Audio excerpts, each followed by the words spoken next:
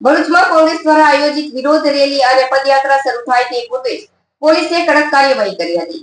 પોલીસે રેલી શરૂ થાય તે પહેલા જ કોંગ્રેસના શીર્ષ આગેવાનો અને કાર્યકરોની અટકાયત કરી લેતા સ્થળ પર ભારે ઘર્ષણના દ્રશ્યો સર્જાયા હતા અને રાજકીય માહોલ ગરમાયો હતો। ઉત્તરાખંડમાં કોંગ્રેસ અધ્યક્ષ મલ્લિકાર્જુન ખડગેની આગેવાનીમાં યોજાયેલી રેલીના સ્થળે વિરોધીઓ દ્વારા કરવામાં આવેલી શુદ્ધિકરણ વિધિના વિરોધમાં ભરૂચ જિલ્લા કોંગ્રેસ દ્વારા પદયાત્રાનું આયોજન કરવામાં આવ્યું હતું।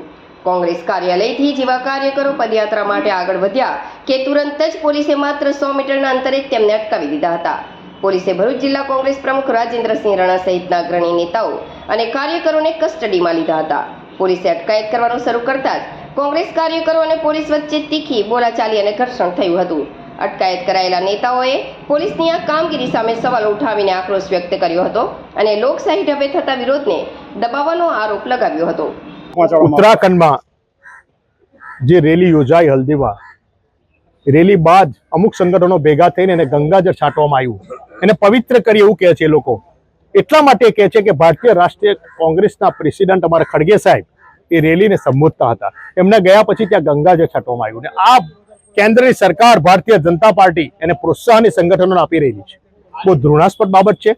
એના વિરોધમાં આજે અમે મારી જિલ્લા કોંગ્રેસ સમિતિથી બાબા સાહેબની પ્રતિમા સુધી પુલાર કરી જય ભીમના નારા સાથે અમે કોંગ્રેસ સમિતિથી નીકળતા 100-200 મીટરમાં ભારતીય જનતા પાર્ટીના ઇશારે ભરૂચ પોલીસે અમારી ધરપકડ કરી।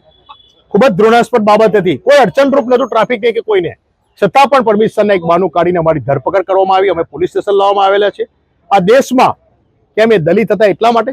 ખડગે સાહેબ હિન્દુ નતા? એક હિન્દુવાદના નામે આ સરકાર જે જ્ઞાતિના બટવારા કરી રહી છે, આ દેશના ભાગલા પાડી રહી છે અને સખત શબ્દોમાં અમે વખોડીએ છીએ।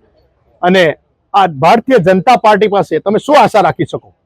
જે રામ ભગવાનના પણ ચંડા ચોરો છે, એમની પાસે આ દેશમાં કોઈ આશા રાખી શકાય એવી પરિસ્થિતિ નથી।